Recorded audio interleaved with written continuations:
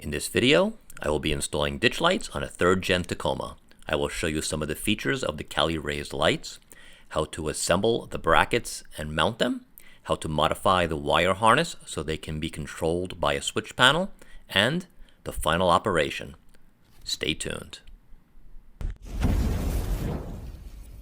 Now that we have the switch panel controlled, we need some accessories to connect. So we're going to be connecting the Cali Raised ditch lights on a Tacoma. The brackets are here, and they are clearly labeled with a D and a P for driver and passenger. Make sure when you install these brackets, the sweep that goes up is facing up. That would be upside down, and that is the correct way there. These lights are also directional. They do have sides to them. One side are the projections, the other side is not. So make sure that the projection faces the outside of the vehicle. So in this case, the projection side would be here, and that would be the passenger side. These brackets can be a little tricky. We'll make sure that when we mount them, they are mounted this way, and this being the front side of the vehicle here. These will get placed in the underside of the lights here. These nuts will actually drop in to these little slots. They'll be held in place with the contour of the metal. The bracket will then slide in, and then you're going to use these Allen head bolts with a small lock washer, and then that will go in this side. That nut will be held in place by the contour of the metal. The Allen key that's provided will just be used to tighten that up. Now that both are in, I'm going to snug these up, and then we're going to pre-assemble these. We want everything to be just snug so we can still make adjustments on them. Since this is the passenger side light, we'll take the passenger mount, and we're going to mount the light to the bracket. This will be done by one bolt and one nut. We'll put the bolt here in the bottom of the bracket, the hood mount bracket.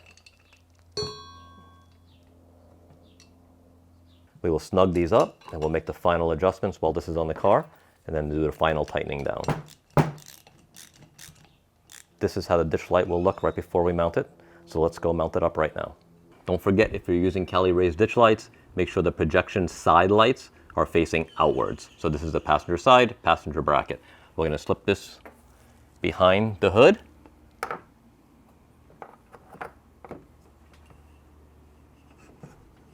We're going to let that rest gently, and we're going to take off only the top bolt. The bottom bolt will remain tight. 12mm socket.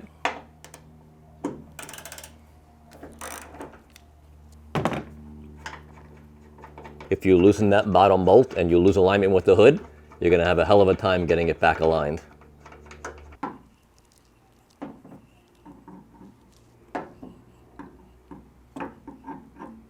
We're going to reinstall the bolt on the top side here. And now we'll snug it up. Once that's snug, we're going to remove the bottom bolt. We're going to slide the bracket over, reinsert the bottom bolt, and make sure everything is tight and aligned.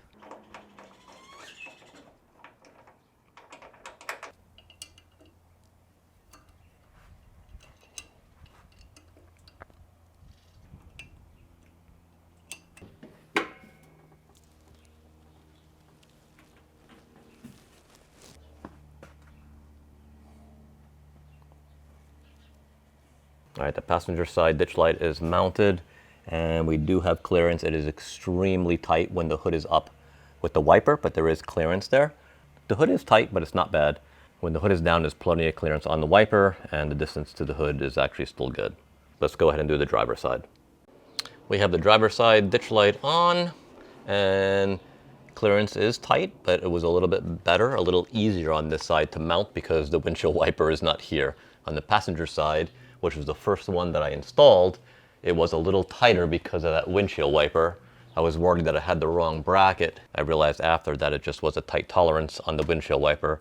Once I made my adjustments, everything worked out just fine, and they are both mounted. Now, we're going to connect them to the switch panel. This is the harness that comes with the ditch lights from Cali Raised, and it has, as a lot of harnesses do, it's got an inline fuse. You're supposed to connect this directly to the battery, positive and negative, with an inline fuse, and then it also has a relay. Well, we are going to be cutting this harness apart. We will take the inline fuse out, we will take the relay out, and and the switch.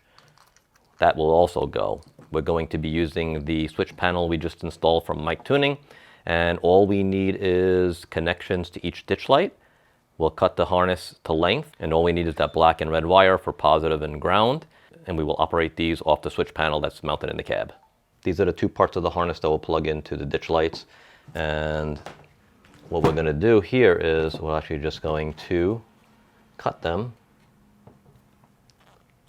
So relay switch and inline fuse are gone, and all we need are the connectors with the wires at the end. We'll strip those back and we'll put them into the switch panel.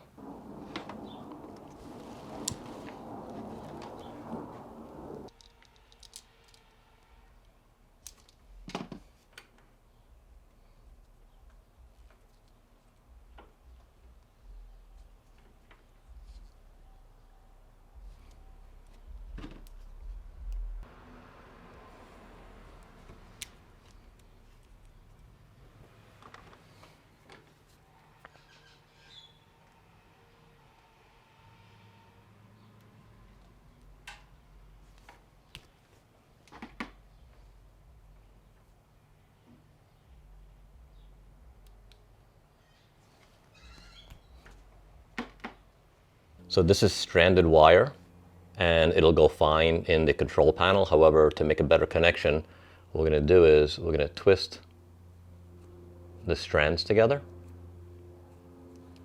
and then we're going to use these crimp connectors. This is a bigger one than what I'm going to use, but I wanted to show you what it looks like. It's actually hollow. We have both sets of ditch lights here.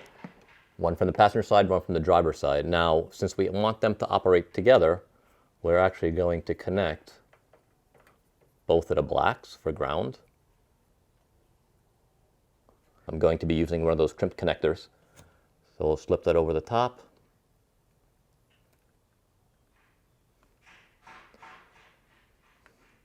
The wires are coming through there. We'll take that crimp tool.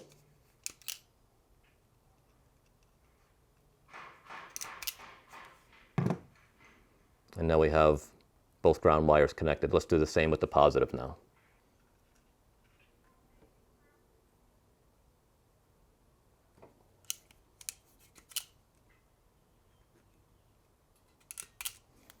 Now that we have negative and positive together, we can connect to the switch panels. And when we press that button, both ditch lights will operate at the same time. I have the wiring for the ditch lights here on the 10 amp circuit. And you can see the reds are together going into the positive, and the blacks are together going into the negative. So I will tidy up the wiring, and then we'll check out the operation.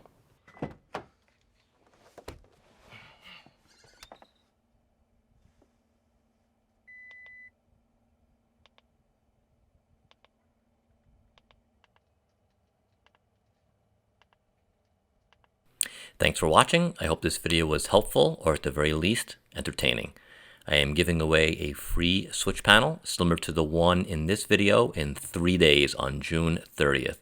If you want a chance to win it, click on the video on the top right corner of the screen, and it will give you details on how to do that. I will catch you on the next one.